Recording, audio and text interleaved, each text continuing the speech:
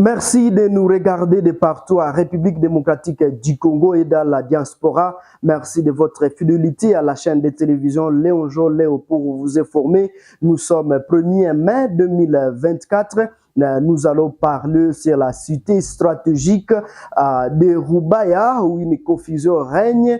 C'est celui qui contrôle cette cité entre les forces armées de la République démocratique du Congo et les terroristes du M23. Nous allons parler du retrait des contingents de la MONUSCO dans la province du Sud Kivu. Mais également, nous allons parler de la visite officielle du chef de l'État Antoine Félix Tshisekedi Tshilombo à France, où Emmanuel Macron a demandé à Kagame de retirer ses troupes sur le sol congolais. Bienvenue dans l'intégralité de ces journaux sur la chaîne de télévision Léon Jo Léo.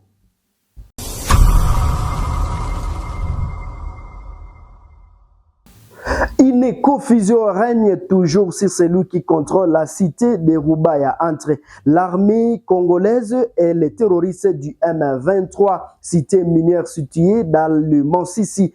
Mardi, les terroristes du M23, appuyés par l'armée rwandaise, ont lancé une tentative afin de prendre cette cité. Ils ont pris l'axe Mukore, Kabashumba et d'autres axes se sont retrouvés à Matanda puis à Bihambwe afin de se rapprocher davantage de Rubaya, indiquent les témoins dans la région. Certains affirment que le M23 a pris le contrôle de la cité de Rubaya. D'autres disent que des combats sont signalés dans les montagnes autour de la cité et calme précaire et observé toute la matinée de ce mercredi. D'autres sources indépendantes rapportent la reprise des combats cet après-midi dans les collines périphériques de Rubaya. Chers internautes, il faut savoir pour l'instant aucune communication officielle du côté de l'armée congolaise. Chers internautes, nous venons de l'apprendre tout à l'heure sur les volcans news relayés par médias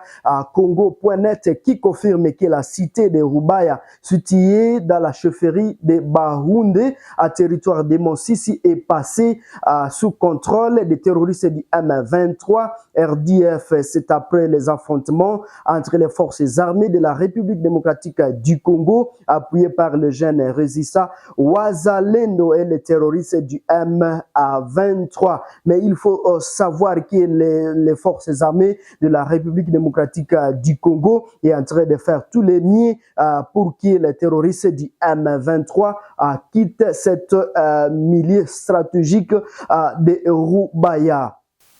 Emmanuel Macron exhorte le Rwanda à retirer ses forces de la République démocratique du Congo. Emmanuel Macron exhorte mardi à cesser tous les soutiens aux terroristes du M23 à l'est de la République démocratique du Congo et à retirer ses forces du pays. La France ne transigera jamais sur l'intégrité territoriale et la souveraineté de la République démocratique du Congo, a déclaré le président français lors d'une conférence de presse commune avec son homologue congolais Antoine Félix Tshisekedi Tshilombo à Paris. Suivez cet élément choisi pour vous dans la rédaction de Léon Jo Léo.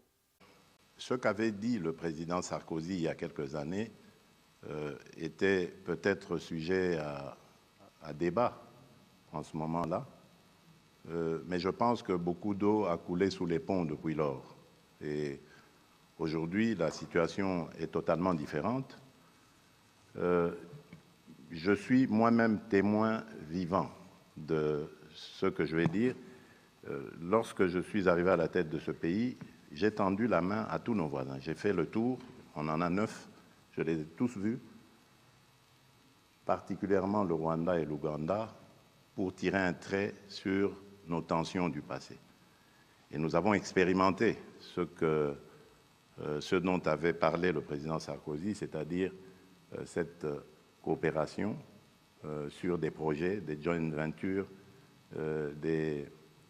une coopération qui allait mettre ensemble nos pays et déboucher sur le bien-être de nos populations.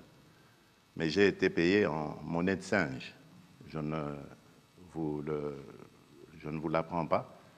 Vous le savez, nous avons été poignardés dans le dos par le Rwanda qui, au lieu de se contenter de cette proposition que je faisais, qui allait garantir une transparence dans nos échanges et garantir aussi le principe gagnant-gagnant dans cette collaboration, ils ont préféré continuer ce trafic illicite qu'ils mènent sur le sang du peuple congolais. Et cela me rend donc plus réfractaire à l'idée de pouvoir rééditer cette expérience. En tout cas, du moins, tant que sera à la tête de ce pays le président Kagame.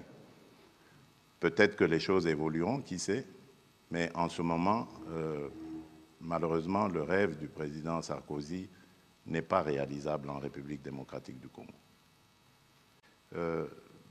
En parlant de Goma, vous avez dit que Goma est presque totalement asphyxié. C'est fait exprès parce qu'ils ont profité d'un moment d'accalmie, moment que nous avons saisi pour donner la chance à la paix, à la demande de nos partenaires, pour avancer leurs troupes et ainsi essayer de couper la ville de Goma de tout approvisionnement, l'asphyxier et donc pouvoir la prendre. Je peux vous garantir que nous sommes en train de travailler pour que cela n'arrive pas. Et tant que cette situation sera comme elle est, ce sera impossible de parler. Vous ne pouvez pas parler avec quelqu'un qui vous maintient le couteau à la gorge. Ce n'est pas possible. Donc, vous avez compris, pour avoir l'éventualité ou la possibilité de discussion, il faut que la situation évolue, c'est-à-dire il faut que l'armée rwandaise qui actuellement se trouve sur le sol de mon pays et non le M23, parce que le M23 c'est une coquille vide que le Rwanda brandit, il faut que l'armée rwandaise ait quitté le sol congolais. Alors à ce moment-là, oui, ce sera possible de discuter, mais discuter pour désormais s'entendre sur le fait que le Rwanda n'a plus rien à venir faire en République démocratique du Congo au niveau militaire. À la demande du gouvernement de la République démocratique du Congo, le Conseil de sécurité de l'ONU a décidé du retrait des forces de la MONUSCO de la province du Sud Kivu mardi 30 avril 2024. Je cite, « La MONUSCO a commencé à réduire ses opérations au Sud Kivu en janvier 2024 et à partir du 1er mai 2024, le mandat de la mission, y compris ses responsabilités de protéger les civils fait dans cette province. C'est le personnel en uniforme nécessaire pour assurer la sécurité du personnel, des installations, des convois et du matériel de l'ONU. Il sera maintenu jusqu'à la fin des activités de retrait, indique et communiqué publié mardi par la mission onusienne.